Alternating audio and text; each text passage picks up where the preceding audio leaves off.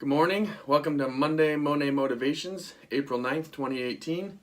I started these videos and named them after Claude Monet because he was an artist who would paint the same scene over and over with a different piece of art depending on the mood of the day or the shadows.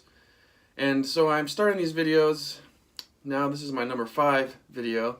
But I started them in order to share some of my insights and spread value to the world and maybe paint some ideas that you've already heard in a new light, in a new way to hopefully motivate you, and this motivates me. Today I really want to talk about kind of a little follow-up on my video from last week.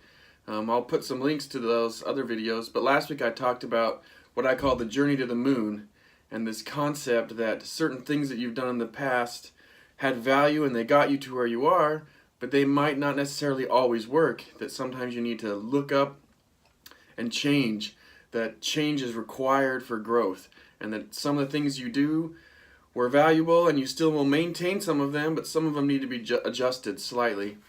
So today I want to talk about the pain of learning, the process of learning, why it's painful to gain new things.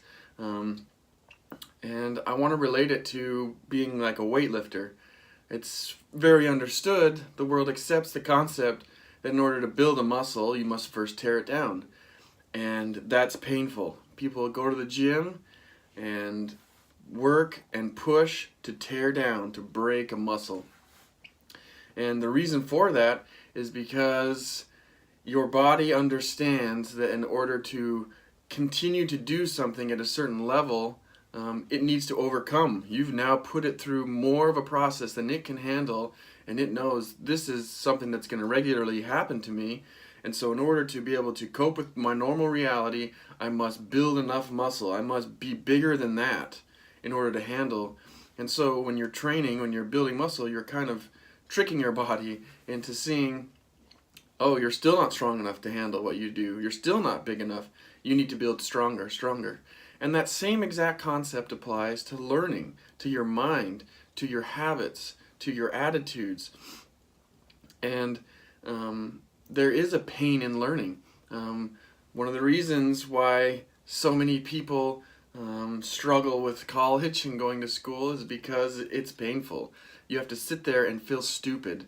And I feel like maybe that's one of the reasons I've been able to go to college for so many years, is I've just accepted the feeling of feeling stupid. People always hear that I'm studying physics and think, you must be smart. And I feel the opposite. I feel stupid every day. I go to class and I have this extremely intelligent person in front of me telling me all these things, and I feel like most of it's going over my head, and then I have to sit and study it and put through that pain.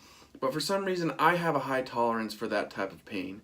I have the ability to go, this is painful, I'm not going to see results, it's going to feel like I'm actually getting dumber, but over time, your body will recognize you need to be smarter. You need to do more in order to overcome this. In order to live this reality all the time, you must gain more knowledge in your mind, just like you would if you're weightlifting.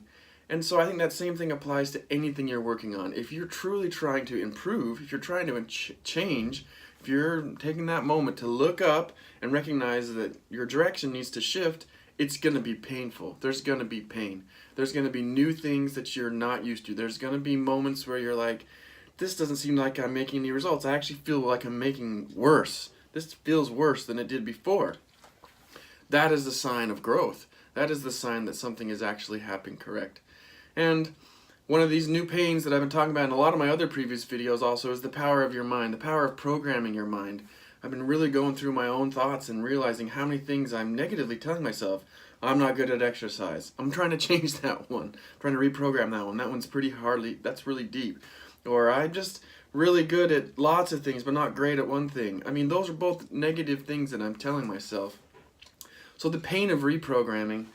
I heard a quote today in a book I read that I really want to, it had a breakdown of each of these, but there's 5 points. Basically, programming leads to beliefs. Beliefs create attitudes. Attitudes create feelings. Feelings determine your actions, and actions create results. Basically, your programming, that training of your brain, which is going to be painful to change, will lead to results.